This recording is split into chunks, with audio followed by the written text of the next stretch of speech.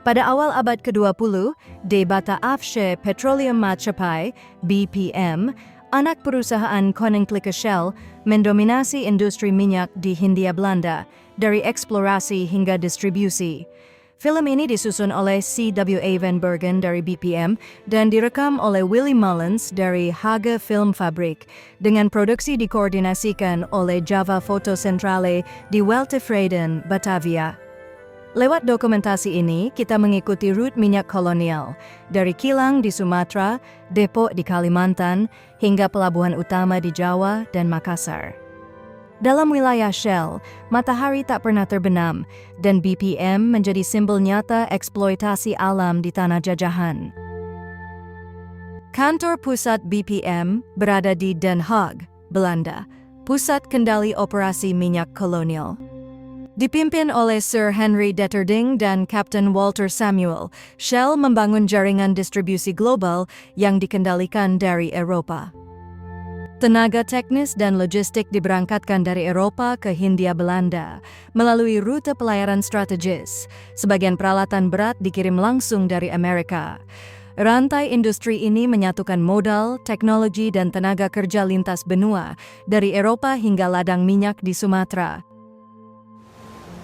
Perjalanan ke Hindia Belanda dimulai dari pelabuhan-pelabuhan Eropa seperti Genoa atau Marseille menuju terusan Suez. Kapal menyinggahi Port Said, lalu memasuki kanal sempit yang menghubungkan Laut Tengah dan Laut Merah, Suez Canal. Di jalur ini, kapal kerap berpapasan dengan kapal penumpang internasional yang sama-sama melintasi rute kolonial. Menjelang senja, dari kejauhan tampak kilang minyak Shell di Suez, tanda pertama dari jejak industri energi global yang terhubung hingga ke timur.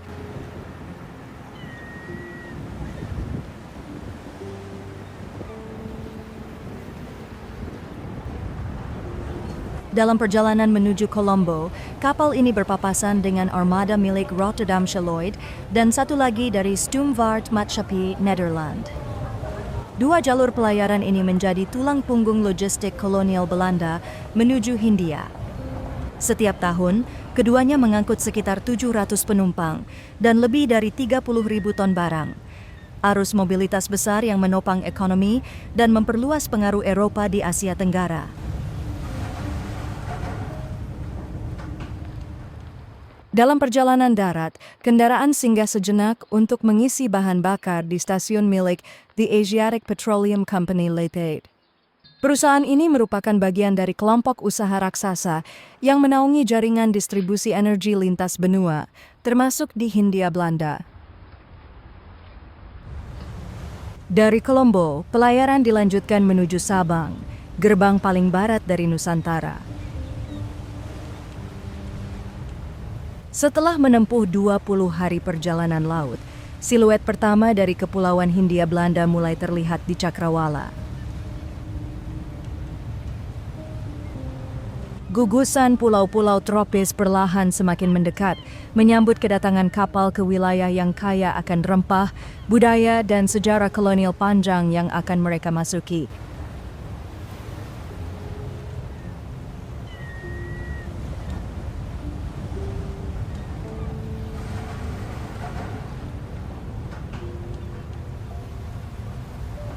Sabang di Pulau W adalah pelabuhan strategis di ujung barat Nusantara. Sebagai pelabuhan laut dalam, Sabang menjadi titik persinggahan penting bagi kapal-kapal dagang dan militer sejak era Hindia Belanda. Di sini, kapal melakukan pengisian batu bara dan perbekalan sebelum melanjutkan pelayaran ke pelabuhan-pelabuhan besar di Selat Malaka dan Laut Jawa.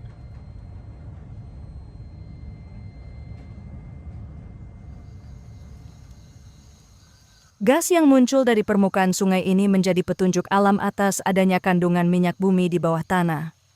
Fenomena ini terekam di Sungai Sanga-Sanga, dekat Muara, Kalimantan. Gasoborelingan, atau rembesan gas alami, menjadi tanda awal yang mendorong eksplorasi minyak oleh perusahaan-perusahaan kolonial di wilayah ini. Di wilayah penghasil minyak, formasi batuan yang terlihat di permukaan menjadi petunjuk penting bagi para geolog. Dengan mengukur kemiringan lapisan-lapisan tanah, para ahli dapat memperkirakan lokasi paling potensial untuk dilakukan pengeboran. Pengetahuan geologi seperti ini menjadi kunci bagi perusahaan kolonial dalam menentukan titik eksplorasi yang menjanjikan sebelum alat berat diturunkan ke lapangan. Setelah lokasi pengeboran ditentukan, jalur transportasi dibuka menembus lebatnya hutan tropis. Berbagai peralatan berat dan bahan bangunan harus dibawa ke titik eksplorasi. Angkutan dilakukan dengan beragam cara, mulai dari tenaga para kuli, gerobak yang ditarik kerbau, hingga sapi karen yang menjadi pemandangan umum di pedalaman.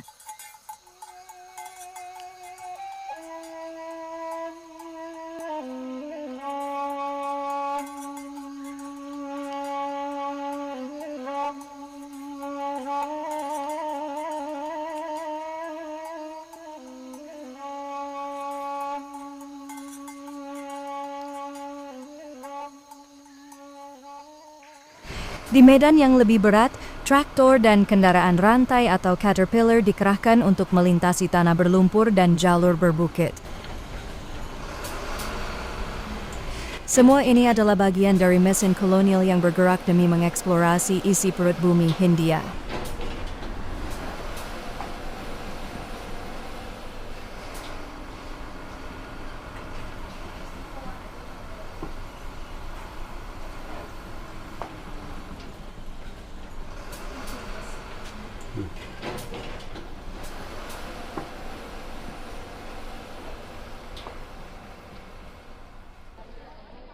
Pada tahun 1923, tercatat bahwa perusahaan BPM mempekerjakan sekitar 1.900 pekerja Eropa dan 28.400 pekerja Asia.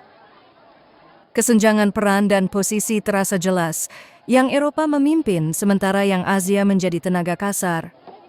Total gaji dan upah yang dibayarkan saat itu mencapai 25 juta gulden, jumlah besar yang menggambarkan skala industri migas kolonial di Hindia Belanda.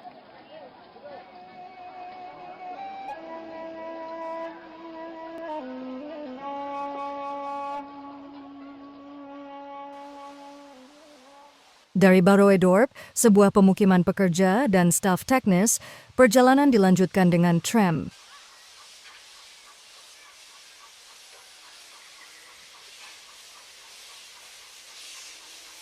Kereta api melintasi sebuah pabrik drum, tempat produksi tong-tong logam yang digunakan untuk menyimpan dan mengangkut minyak bumi serta hasil industri lainnya.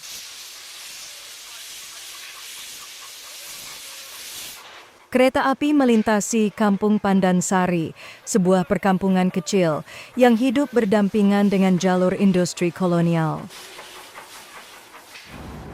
Kini kita berada di dalam kompleks Edelianu Fabrik, sebuah pabrik pemurnian minyak yang menjadi bagian penting dari rantai industri migas Hindia Belanda.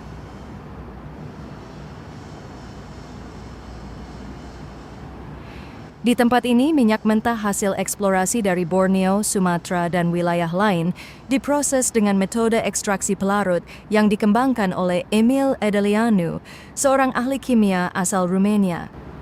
Proses ini memungkinkan pemisahan fraksi-fraksi minyak dengan lebih efisien, menghasilkan produk-produk seperti bensin, minyak tanah, dan pelumas yang siap digunakan atau diekspor. Fasilitas ini menjadi simbol dari perpaduan teknologi Eropa dan eksploitasi sumber daya Asia yang menopang mesin industri kolonial dan kebutuhan pasar global di awal abad ke-20. Pabrik asam sulfat adalah jantung industri kimia Hindia Belanda. Pabrik ini berdiri di tepi rel kereta api, tidak jauh dari kawasan pelabuhan utama. Lokasinya dipilih dengan cermat, dekat dengan jalur distribusi dan sumber bahan mentah. Asam sulfat menjadi bahan dasar vital dalam industri pupuk, tekstil, dan pemurnian logam. Produksi besar-besaran ini menunjukkan bagaimana pemerintah kolonial mengarahkan pembangunan industri berat demi mendukung perkebunan dan tambang mereka sendiri.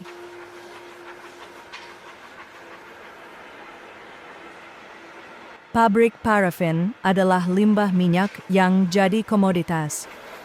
Pabrik parafin berdiri di kawasan industri yang tak jauh dari kilang minyak utama.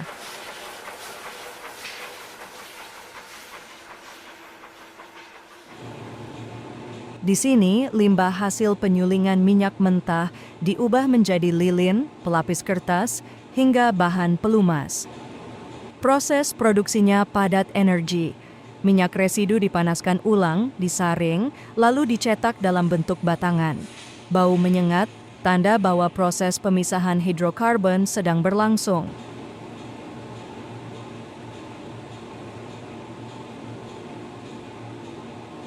Letak pabrik ini juga tidak jauh dari sungai besar yang bermuara ke laut, memudahkan pengiriman hasil produksi langsung ke kapal.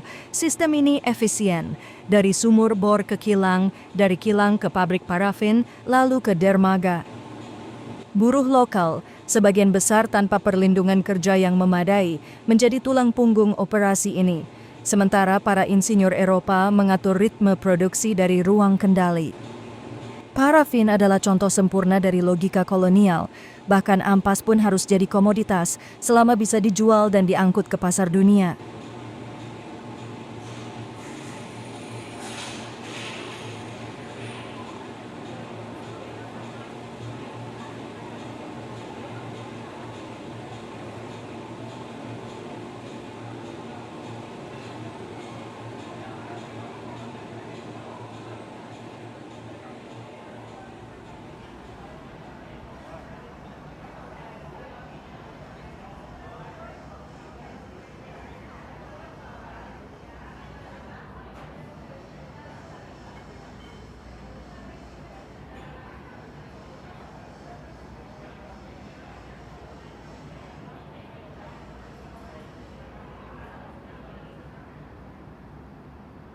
Di pesisir Sumatera Timur, dekat Pelabuhan Belawan, berdiri pabrik pengolahan minyak pelumas.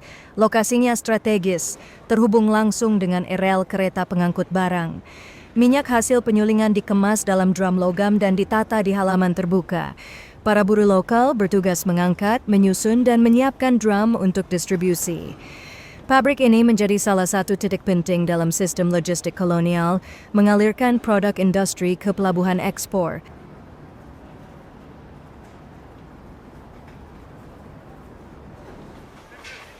Bengkel Klinker, tempat perbaikan mesin di kawasan pelabuhan.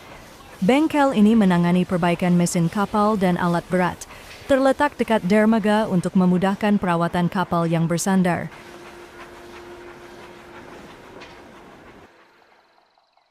Pabrik petroleum. Pabrik ini berfungsi sebagai unit penyulingan minyak mentah menjadi bahan bakar seperti kerosin, bensin, dan pelumas industri. Lokasinya dipilih dekat pelabuhan utama dan jaringan rel kereta untuk mempermudah distribusi hasil produksi ke dalam maupun luar negeri.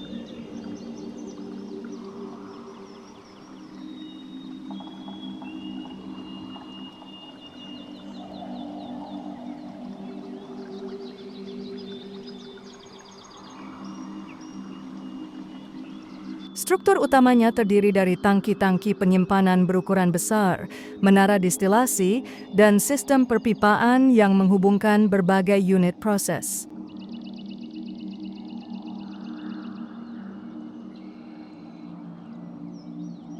Minyak mentah yang datang melalui jalur pipa atau kereta disalurkan ke dalam sistem pemanasan, lalu dipisahkan berdasarkan titik didih.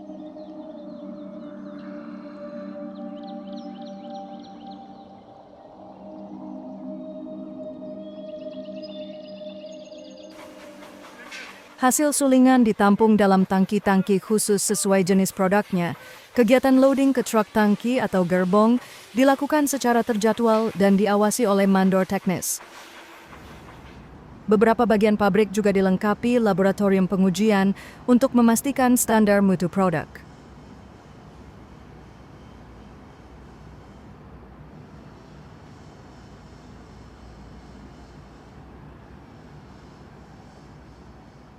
Sebagian besar tenaga kerja berasal dari penduduk lokal, sementara posisi pengawas dan insinyur diisi oleh pegawai teknis Eropa. Sistem kerja diatur dalam shift dengan pengawasan ketat terhadap suhu, tekanan, dan keselamatan kerja.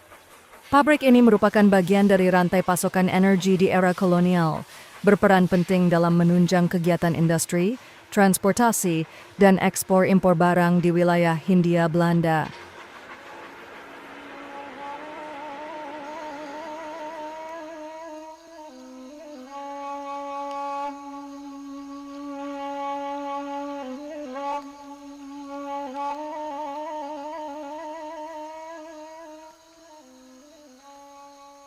Perusahaan minyak BPM mengoperasikan 4 stasiun radio di wilayah Hindia Belanda. Fasilitas ini dibangun untuk menunjang komunikasi antara kilang, pelabuhan, dan kantor pusat operasional. Selain radio, tersedia pula lebih dari 1.000 km jaringan kabel telepon internal yang menghubungkan pabrik, ladang minyak, dan stasiun logistik. Jaringan ini mempercepat pengambilan keputusan teknis, pengiriman pasokan, dan pelaporan produksi. Setiap stasiun radio dilengkapi menara pemancar, peralatan transmisi, dan ruang operator.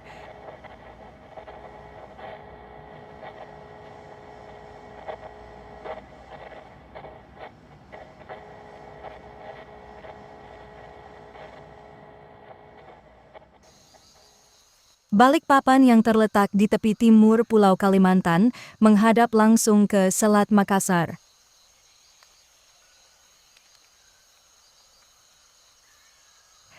Kawasan ini berkembang pesat sebagai pusat industri minyak sejak awal abad ke-20.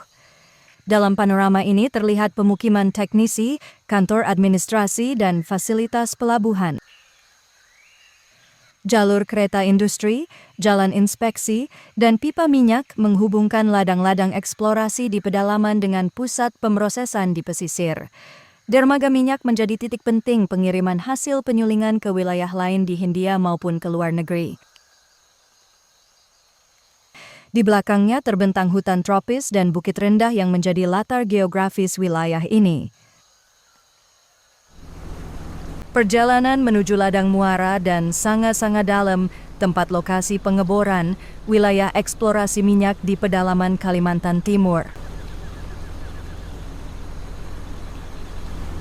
Perjalanan berpindah dari ladang minyak Louis di Kalimantan Timur menuju pusat industri minyak di Balikpapan.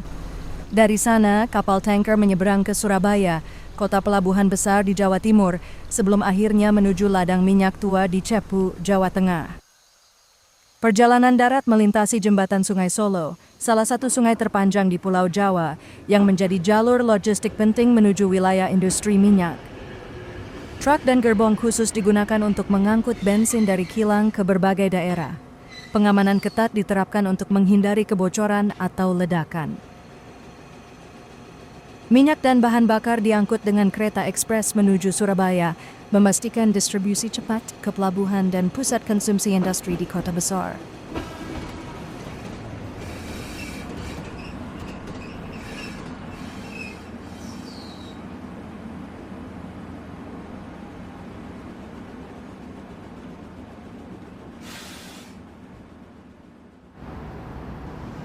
Di dalam ruang produksi, buruh laki-laki dan perempuan terlibat langsung dalam proses industri. Mereka bekerja di bawah pengawasan teknisi Eropa, menjalankan mesin-mesin berat dengan keterampilan yang diasah melalui rutinitas. Pabrik menjadi gambaran bagaimana kolonialisme mengorganisasi tenaga kerja lokal. Perempuan pun turut diikut-sertakan dalam sistem produksi yang padat dan menuntut presisi.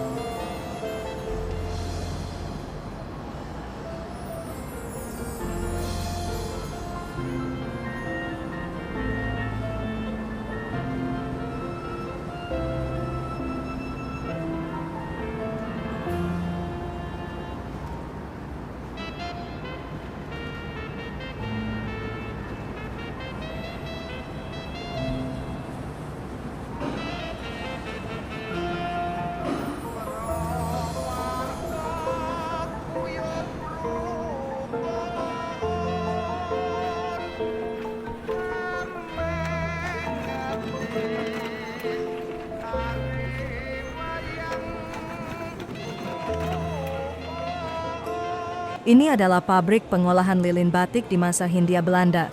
Lilin cair dituangkan ke dalam cetakan logam oleh para pekerja. Setelah mengeras, lilin dikeluarkan dan ditumpuk untuk dikemas. Lilin ini, dulu disebut malam, digunakan dalam proses membatik. Fungsinya untuk menutup bagian kain agar tidak terkena warna saat pencelupan.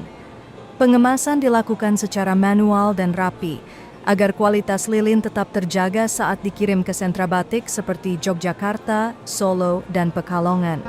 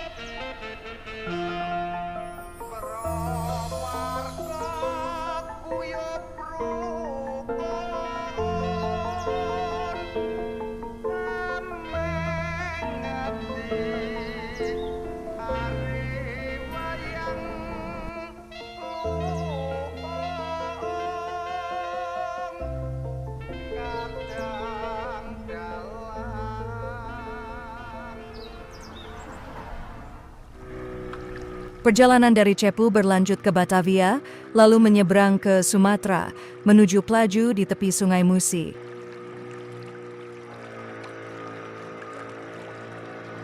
Inilah salah satu kawasan industri minyak paling strategis di Hindia Belanda. Plajoy, atau sekarang disebut Plaju, adalah lokasi kilang minyak yang dibangun dan dioperasikan oleh Bata Afshe Petroleum Maatschappij, anak perusahaan Royal Dutch Shell. Letaknya di pinggiran kota Palembang, tepat di tepi Sungai Musi, sungai besar yang mengalir sepanjang lebih dari 700 km.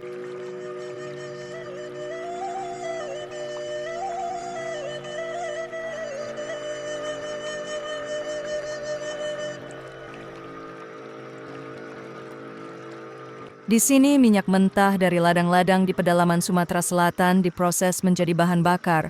Sungai Musi berperan vital sebagai jalur distribusi. Dari dermaga Plaju, hasil olahan minyak dikirim melalui kapal menuju pelabuhan-pelabuhan penting di Nusantara.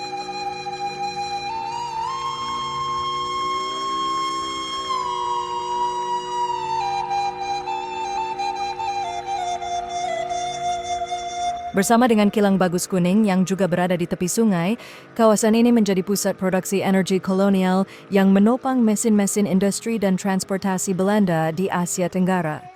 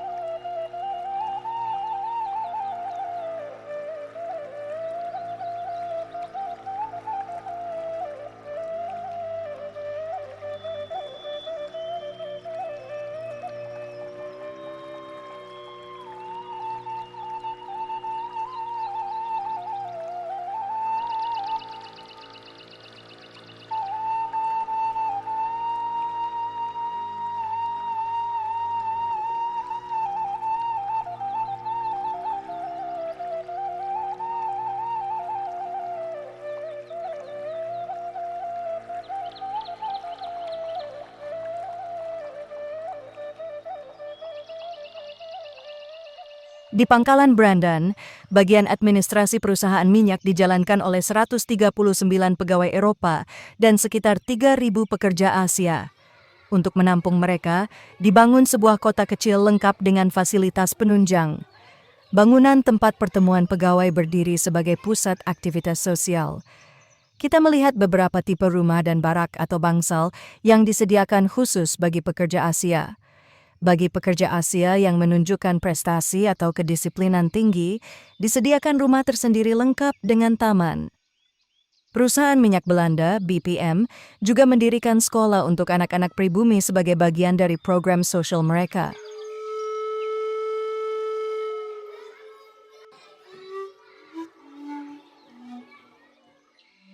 Perusahaan juga menyediakan sebuah rumah sakit khusus bagi pegawai mereka, baik Eropa maupun Asia. Di dalamnya terdapat ruang perawatan utama yang menampung pasien dari berbagai kalangan pekerja. Selain itu, tersedia poliklinik untuk pemeriksaan harian dan penanganan ringan.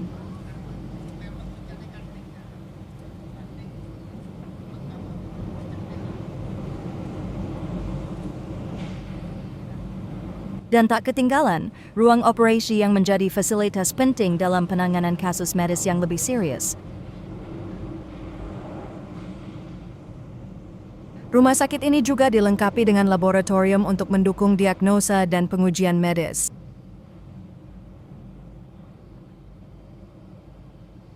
Terdapat sebuah aula serbaguna yang digunakan untuk berbagai kegiatan, termasuk ibadah dan pertemuan.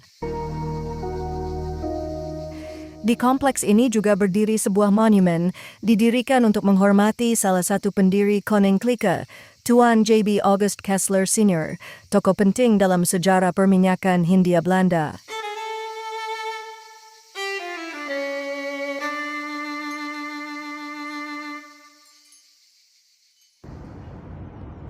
Dari Pangkalan Brandon, perjalanan dilanjutkan menggunakan kapal uap menuju instalasi tangki di Pangkalan Susu yang terletak di Teluk Aru. Di sini hasil olahan dari Pangkalan Brandon dipompa melalui pipa untuk kemudian dikirim keluar. Menjelang fajar, kapal bergerak menyusuri Sungai Brandon, lalu keluar menuju laut terbuka. Setelah beberapa jam pelayaran, kami tiba di fasilitas tangki penyimpanan. Tak jauh dari sana tampak pula lokasi pengeboran susu yang khas, terletak langsung di tepi perairan. Inilah panorama Pangkalan Susu, salah satu titik penting dalam jaringan perminyakan kolonial di pantai timur Sumatera. Kawasan ini tidak hanya menjadi tempat penampungan dan pengapalan minyak, tetapi juga dilengkapi dengan permukiman bagi para pekerja.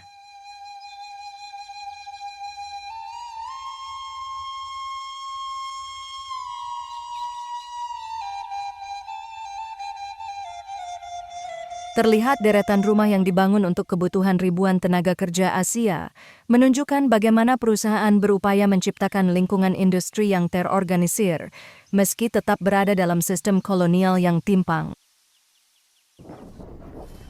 Ketika masyarakat Pangkalan Brandon merayakan hari besar, satuan polisi bersenjata milik BPM tampil dalam formasi barisan. Barisan ini melambangkan ketertiban dan kontrol perusahaan kolonial atas wilayah konsesi minyak. Parade ini bukan hanya tontonan, melainkan simbol kehadiran kekuasaan yang ingin menjamin stabilitas sosial dan ekonomi di kawasan industri.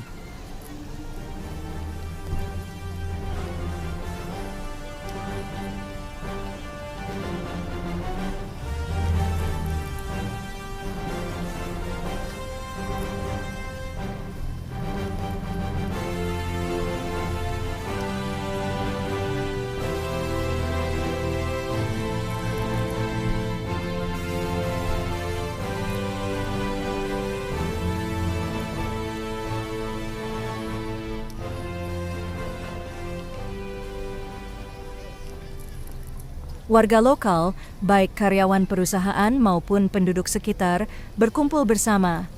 Mereka berkumpul menantikan pertunjukan yang menjadi bagian dari hiburan bersama.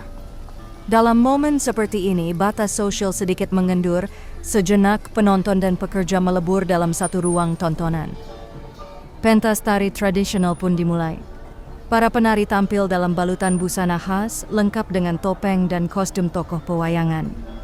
Tari-tarian seperti ini adalah ekspresi budaya lokal yang masih bertahan di tengah tekanan modernisasi dan kolonialisasi.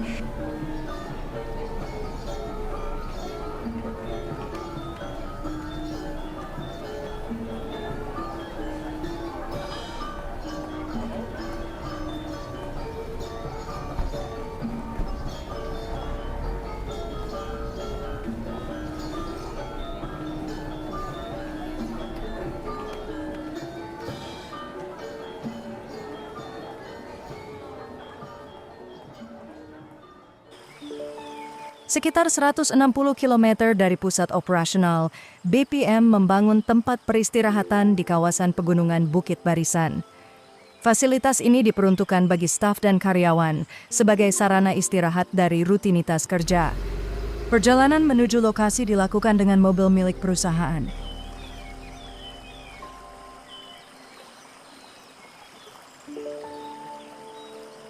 Brastagi adalah sebuah kota peristirahatan di dataran tinggi Karo, Sumatera Timur. Letaknya yang sejuk dan berada di ketinggian lebih dari 1.300 meter di atas permukaan laut menjadikannya tempat persinggahan favorit para pegawai kolonial dan pekerja perusahaan minyak. Dari Brastagi, perjalanan menuju Danau Toba menempuh jarak sekitar 90 km ke arah barat daya. Jalur ini melewati kawasan pegunungan yang bergelombang dan subur, membentang di atas Bukit Barisan, tulang punggung pegunungan di Sumatera. Sepanjang perjalanan, kendaraan melintasi Tanah Karo, wilayah yang dikenal sebagai bagian dari Tanah Batak. Wilayah ini dihuni oleh masyarakat Karo dan Toba yang masih memelihara adat, bahasa, dan struktur sosial tradisional mereka. Pemandangan didominasi oleh lereng hijau, ladang pertanian, dan kampung-kampung adat dengan rumah-rumah panggung beratap tinggi. Tujuan akhir perjalanan adalah Harangaol, sebuah desa terpencil yang terletak di tepi Danau Toba. Letaknya tersembunyi di cekungan kaldera yang luas, sisa dari letusan gunung purba ribuan tahun silam. Harangaol menjadi titik persinggahan bagi pelancong yang ingin menikmati ketenangan dan keindahan Danau Toba dari sisi timur.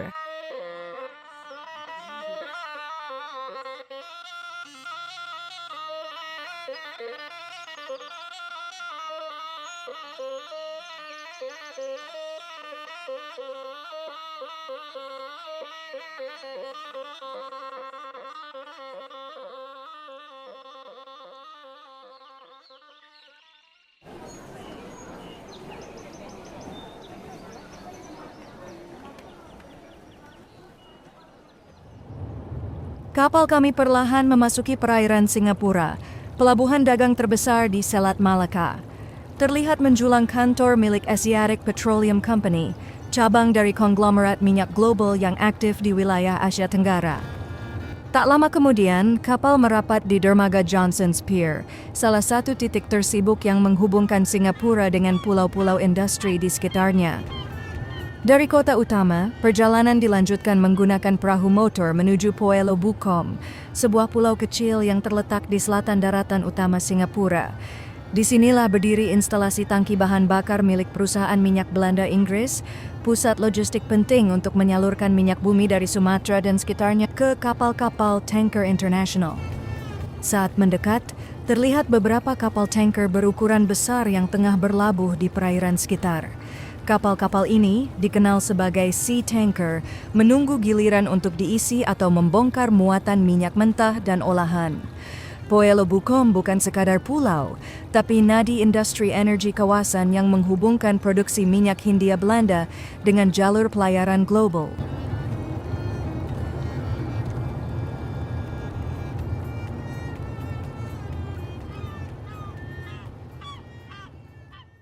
Dari kejauhan terlihat panorama Pulau Sambu, sebuah pulau kecil di Kepulauan Riau yang strategis letaknya tak jauh dari Singapura. Pulau ini berfungsi sebagai salah satu pos penting dalam jaringan distribusi minyak di kawasan Selat Malaka. gugusan pepohonan tropis, dan garis pantai yang tenang berpadu dengan fasilitas-fasilitas industri yang mulai berkembang sejak awal abad ke-20.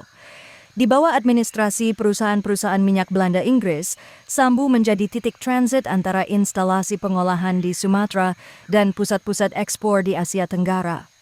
Pulau Sambu bukan hanya post-industri, tapi juga menjadi hunian bagi pekerja dan staf teknis yang menangani kegiatan logistik dan perawatan kapal tanker.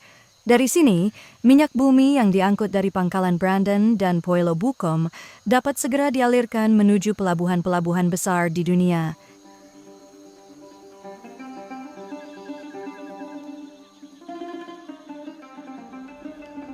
Tampak para pekerja sedang sibuk memuat kaleng-kaleng berisi minyak ke dalam kapal tanker bernama Le Havre.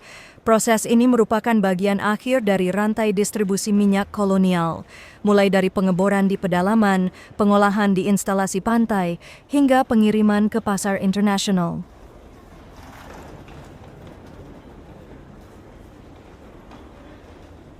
Di seluruh wilayah Hindia Belanda, industri pengemasan minyak dalam kaleng mencapai skala produksi yang sangat besar. Setiap tahunnya, sekitar 20 juta kaleng diproduksi, setara dengan nilai ekonomi lebih dari 12 juta gulden.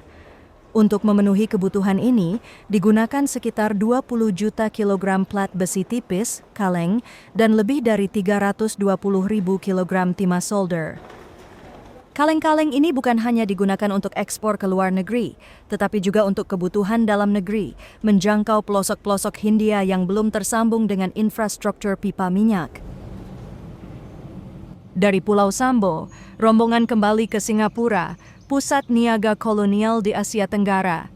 Dari sana, perjalanan dilanjutkan dengan kapal uap SS Schouten milik KPM menuju Surabaya, pelabuhan utama di Jawa yang menjadi simpul penting perdagangan dan logistik Hindia Belanda.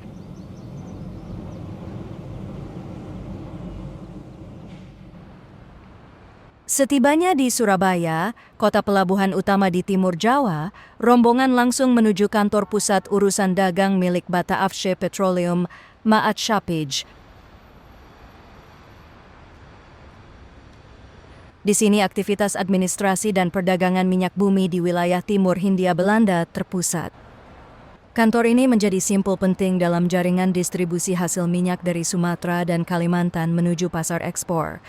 Para pegawai Belanda dan Bumi Putra bekerja berdampingan dalam sistem yang tertata, menjalankan tugas mulai dari pencatatan pengapalan, pengaturan logistik, hingga negosiasi dagang dengan perwakilan perusahaan pelayaran dan pembeli asing.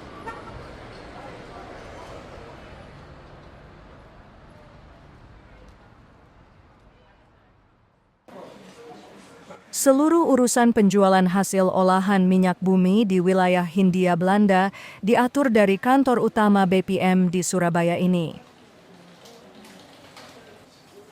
Dari sini, jalur distribusi ditentukan, menyesuaikan permintaan pasar lokal di berbagai kota besar seperti Batavia, Semarang, Makassar, hingga ke pelosok yang terjangkau jaringan pelayaran dan darat. Di Surabaya, proses distribusi berjalan terorganisir. Produk seperti kerosin, bensin, oli, dan parafin ditampung di gudang-gudang besar sebelum dikirim ke berbagai agen dan pos distribusi di seluruh kepulauan. Armada kendaraan khusus dan jalur logistik darat, laut, maupun sungai dikoordinasikan secara langsung dari pusat ini, memastikan pasokan tetap stabil dan tersedia bagi industri, pemerintahan, dan rumah tangga.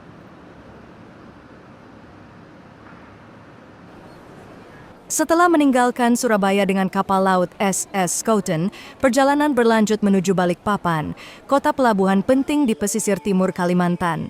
Balikpapan dibangun mengikuti garis pantai Teluk Balikpapan, menjadikannya salah satu pusat industri minyak paling strategis di wilayah timur Hindia Belanda. Fasilitas milik BPM di Balikpapan membentang sejauh lebih dari 12 km, dari area pemukiman hingga instalasi produksi dan pelabuhan ekspor. Mengingat luasnya kawasan ini, sistem transportasi internal menggunakan jalur kereta ringan Decauville yang memudahkan mobilisasi orang dan peralatan dari satu titik ke titik lainnya. Infrastruktur ini menjadi bukti bagaimana perusahaan minyak kolonial membangun kawasan industri terpadu yang mandiri, lengkap dengan jalur logistiknya sendiri di tengah belantara Kalimantan. Ketika sebuah sumur minyak berhasil ditemukan dan memancarkan minyak mentah, yang dalam istilah teknis disebut sebagai spuiter, maka seluruh perhatian segera tertuju ke lokasi tersebut. Peristiwa ini menandai keberhasilan pengeboran yang tidak hanya menjanjikan hasil produksi tinggi, tetapi juga menunjukkan potensi geologis wilayah sekitarnya. Dalam hitungan jam, aktivitas meningkat drastis. Para teknisi BPM bergerak cepat untuk mengendalikan tekanan, membangun fasilitas penampungan sementara, dan memastikan aliran minyak bisa diarahkan ke instalasi utama. Di tengah kawasan industri seperti Balikpapan, keberhasilan menemukan spuiter baru menjadi peristiwa besar, baik secara teknis maupun ekonomis. Pada tahun 1923, total produksi minyak mentah dari seluruh fasilitas mencapai angka yang luar biasa, yakni 2.765 juta kilogram. Angka ini mencerminkan skala besar dari kegiatan industri yang berlangsung di berbagai wilayah. Minyak mentah tersebut kemudian diangkut, disimpan, dan didistribusikan ke berbagai tujuan dengan sistem logistik yang sudah tertata rapi, termasuk jalur pipa, pelabuhan laut, serta armada kapal tanker yang beroperasi secara rutin. Setelah sumur berhasil ditemukan dan mulai menyemburkan minyak, aliran tersebut segera dikendalikan dengan sistem katup penutup yang kuat. Selanjutnya, sumur tersebut dihubungkan ke jaringan pipa utama untuk proses penyaluran lebih lanjut. Minyak mentah yang keluar dari sumur tidak dibiarkan mengalir bebas. Dengan bantuan pompa-pompa bertenaga tinggi, minyak dialirkan melalui jaringan pipa yang membentang hingga beberapa kilometer jauhnya menuju fasilitas pemrosesan utama. Jalur ini menjadi nadi penting dalam rantai produksi, menghubungkan titik eksplorasi dengan kilang penyulingan yang menjadi pusat pengolahan sebelum minyak didistribusikan lebih lanjut.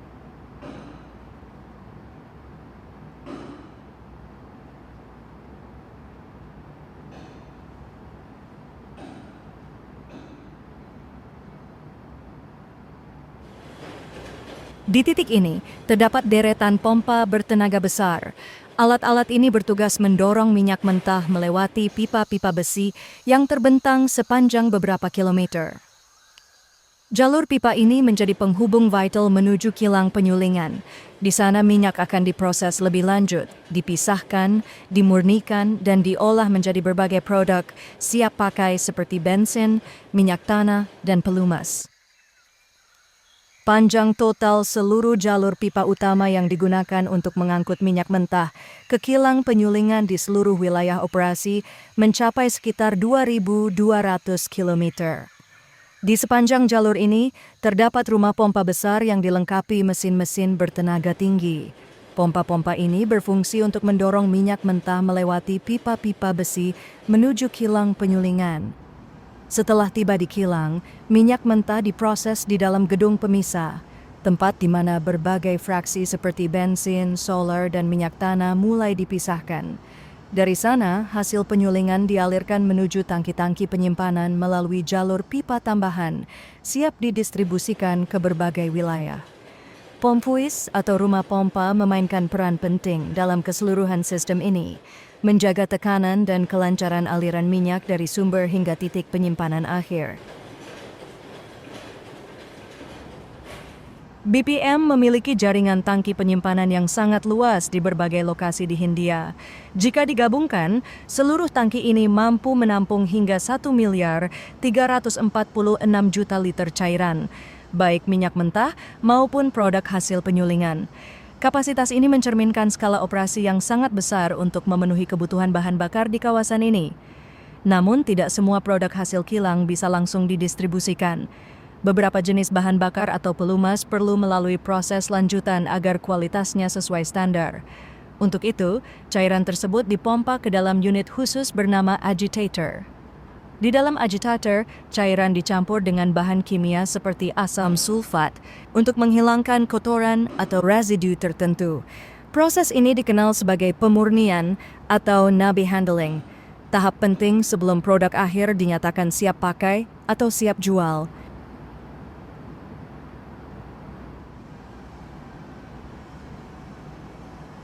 Pencampuran menyeluruh dilakukan dengan cara memasukkan udara ke dalam cairan melalui proses agitasi. Metode ini dikenal sebagai sistem aerasi, yakni teknik yang memanfaatkan aliran udara bertekanan untuk mengaduk dan mencampur bahan secara merata di dalam tangki atau wadah besar. Udara dialirkan dari bagian bawah melalui pipa-pipa kecil atau pori halus, lalu membentuk gelembung-gelembung kecil yang naik ke permukaan sambil membawa partikel-partikel di sekitarnya ikut bergerak. Proses ini menciptakan sirkulasi alami yang menjaga agar bahan tidak mengendap dan tetap homogen. Teknik ini sangat efektif dalam pengolahan bahan cair, seperti bahan makanan, minuman, atau cairan kimia. Selain menghemat energi karena tidak menggunakan alat pengaduk mekanis, aerasi juga membantu mempertahankan kestabilan suhu dan kadar oksigen dalam larutan, terutama jika dibutuhkan dalam tahap fermentasi atau reaksi kimia lainnya. Sistem ini lazim digunakan dalam industri skala besar karena mampu bekerja terus-menerus tanpa membutuhkan banyak perawatan.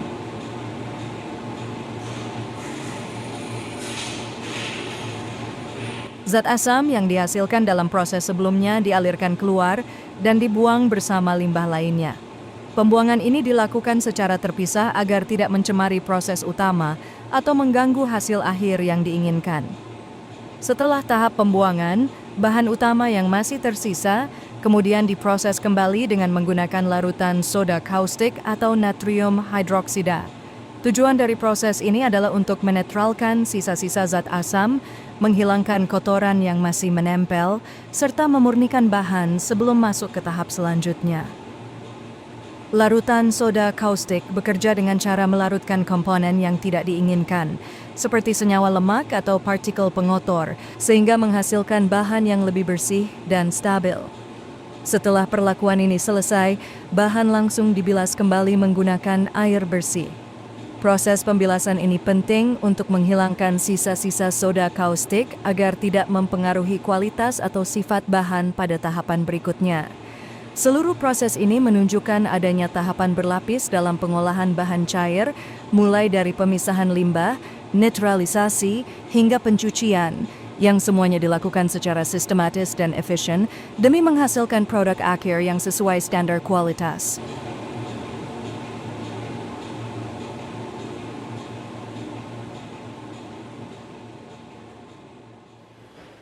Setiap harinya, fasilitas ini mengonsumsi sekitar 16 juta liter air, jumlah yang setara dengan kebutuhan air sehari-hari sebuah kota besar seperti Utrecht. Angka ini mencerminkan betapa besar skala produksi yang dilakukan, di mana air tidak hanya digunakan untuk proses pencucian dan pembilasan bahan, tetapi juga sebagai pendingin dalam berbagai tahap produksi, serta sebagai media transportasi internal bahan cair. Besarnya kebutuhan air ini juga menuntut sistem distribusi dan pengolahan air yang efisien dan berkesinambungan. Setiap tetes air harus dikendalikan, dimanfaatkan secara maksimal, dan jika memungkinkan, didaur ulang kembali untuk mengurangi limbah dan menjaga stabilitas pasokan harian. Untuk mendukung keseluruhan proses produksi, baik pengoperasian mesin-mesin besar, penerangan maupun kebutuhan daya lainnya, dibutuhkan pasokan listrik dalam jumlah luar biasa besar. Oleh karena itu, dipasanglah generator-generator berkapasitas tinggi yang dirancang khusus untuk beroperasi tanpa henti. Dalam setahun, kebutuhan listrik mencapai sekitar 11 juta kilowatt jam atau setara dengan 3 kali lipat dari konsumsi listrik tahunan sebuah kota modern seperti Groningen. Angka ini menunjukkan betapa intensifnya penggunaan energi dalam seluruh proses produksi, dari pengolahan awal hingga pengemasan akhir. Uap panas yang dibutuhkan dalam proses produksi disuplai oleh rangkaian ketel uap berkapasitas besar. Sepanjang tahun 1923, total bahan bakar yang digunakan mencapai 478 juta kilogram atau rata-rata 1.300 ton per hari. Angka ini mencerminkan besarnya energi thermal yang dibutuhkan untuk menjaga seluruh sistem tetap berjalan. Untuk menunjang kelancaran operasional, pihak pengelola mendirikan berbagai bengkel besar di area kilang. Disinilah semua perbaikan dan pembuatan ulang material dilakukan secara mandiri.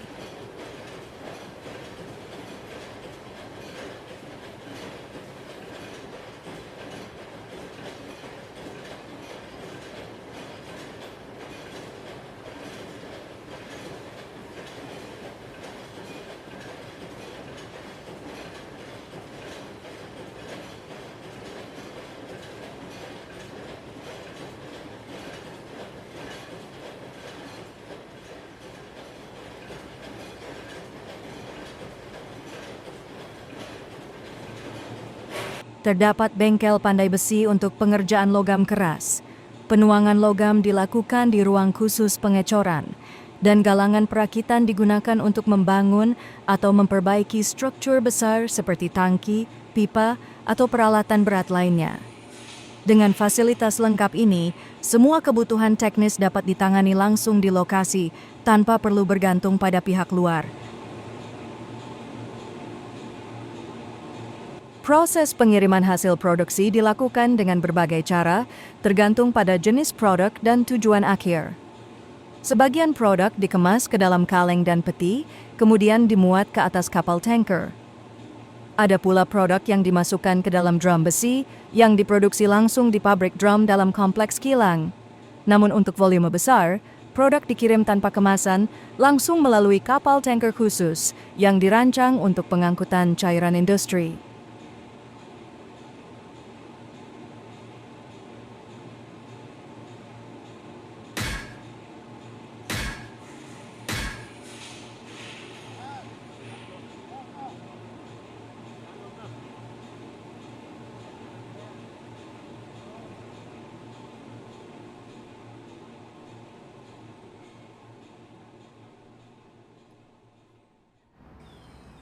Sepanjang tahun 1923, tercatat 1.321 kapal keluar masuk pusat produksi BPM di Hindia, mengangkut hasil-hasil dari berbagai titik pengolahan. Setelah tiba di pelabuhan tujuan, seperti tank storage atau fasilitas penyimpanan, produk kembali didistribusikan lebih lanjut ke daerah konsumsi atau pabrik turunan. Setelah menelusuri proses produksi hingga distribusi, perjalanan kini berlanjut dari Sabang menuju Belawan Deli dan Medan, menuju wilayah yang saat itu dikenal sebagai pusat kegiatan industri migas Pangkalan Brandan. Dalam perjalanan dari Medan menuju Pangkalan Brandan, kita melewati jalur utama menuju pusat pengelolaan wilayah perminyakan di Sumatera bagian utara. Pangkalan Brandan bukan hanya dikenal sebagai kawasan industri, tetapi juga sebagai markas besar administrasi operasional. Di tengah perjalanan, terdapat sebuah situs bersejarah, Kraton Langkat, kediaman Sultan Langkat, Abdul Aziz Abdul Jalil Rahmat Shah. Beliaulah yang, pada masa awal perkembangan industri minyak, memberikan izin eksplorasi kepada perusahaan yang kelak dikenal sebagai Koninklijke atau Royal Dutch. Izin tersebut membuka jalan bagi pendirian kilang pertama dan menjadi cikal bakal industri minyak modern di wilayah ini sejak tahun 1890. 40 km sebelum mencapai Tanjung Pura, perjalanan membawa kita menyusuri jalur menuju Sungai Pelawi. Disinilah terletak stasiun pompa air milik Pangkalan Brandan, salah satu infrastruktur vital dalam mendukung kebutuhan industri minyak di kawasan ini. Stasiun tersebut mengambil air langsung dari Sungai Pelawi, lalu disalurkan menuju berbagai fasilitas industri.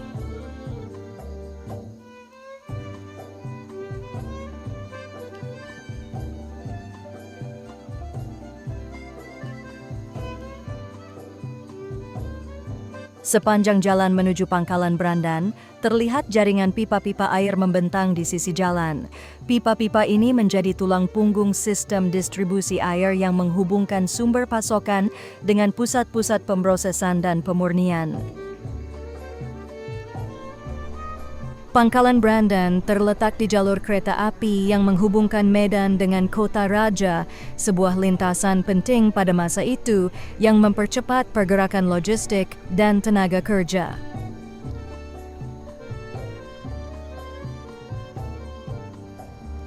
Dari laut, pangkalan Brandan dapat dicapai melalui Sungai Brandan, jalur air yang menjadi urat nadi transportasi bagi kawasan industri ini.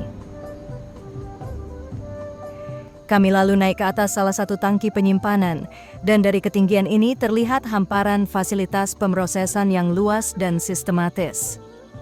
Kapasitas pengolahan pabrik ini mencapai 1.800.000 kilogram minyak mentah per hari, menjadikannya salah satu instalasi penyulingan paling besar dan aktif di kawasan Asia Tenggara pada masa itu.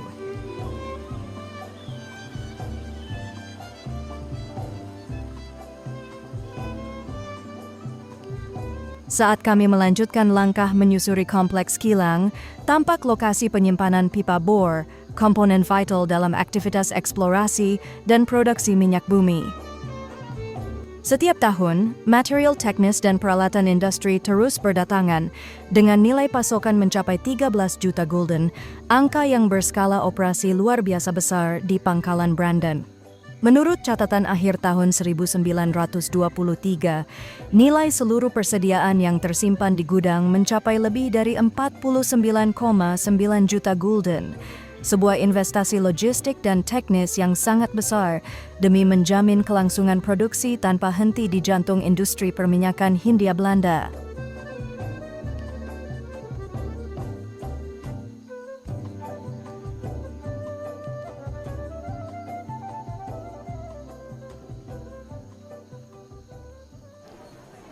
Tepat pukul 5, siren berbunyi nyaring, sebuah tanda tegas yang dikenal seluruh kompleks industri.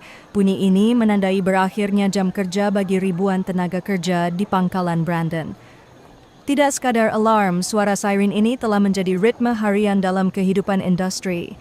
Ia menandai transisi antara kerja dan istirahat, antara produksi dan kehidupan di luar pabrik. Dalam disiplin waktu yang ketat seperti ini, seluruh sistem berjalan efisien. Dari para teknisi hingga buruh, dari ruang kontrol hingga gudang penyimpanan, semua bergerak dalam irama yang telah dibentuk oleh rutinitas industri.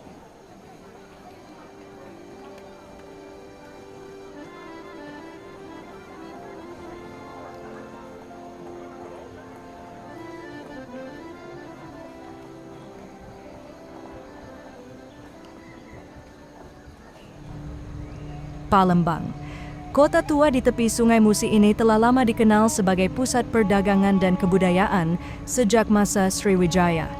Namun pada awal abad ke-20, wajah Palembang berubah drastis, bukan hanya sebagai kota pelabuhan, tapi juga sebagai pusat industri minyak bumi Hindia Belanda. Sejak ditemukannya ladang minyak di sekitar Sungai Gerong, perusahaan-perusahaan seperti BPM membangun kilang dan instalasi besar-besaran. Kilang minyak Sungai Gerong dibuka tahun 1926 menjadi salah satu yang paling modern di Asia Tenggara pada zamannya. Kapasitas pengolahannya mencapai jutaan liter per hari. Jalur pipa dibentangkan dari ladang-ladang minyak di pedalaman Sumatera Selatan menuju pusat penyulingan di tepi sungai. Di sisi lain, pelabuhan-pelabuhan khusus dibangun untuk mengangkut hasil produksi ke kapal tanker. Semua ini menunjukkan betapa strategisnya Palembang dalam mata industri global saat itu. Di balik kemajuan itu, kehidupan sosial Palembang juga mengalami perubahan besar.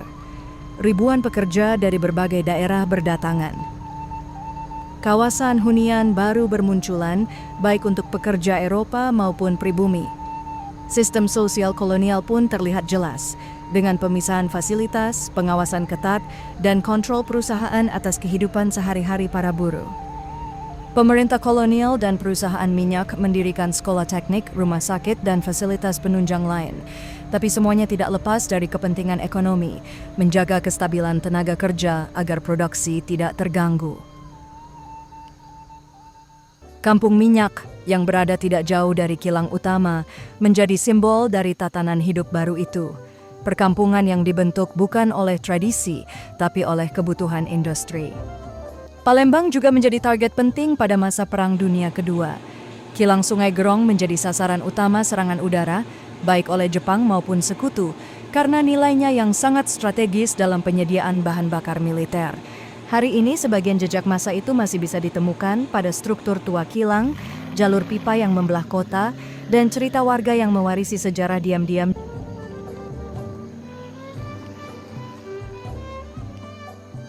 Di kaki Gunung Dempo berdiri sebuah bangunan yang didirikan oleh BPM sebagai tempat peristirahatan khusus bagi para pegawainya.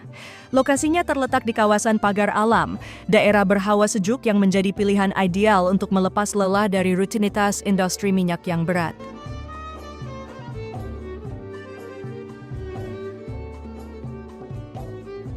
Pagar Alam berada di kaki Gunung Dempo. Pemandangannya didominasi lereng gunung, air terjun, dan jalur yang dilalui warga serta kendaraan dinas. Jalan utama digunakan untuk distribusi logistik dan transportasi internal.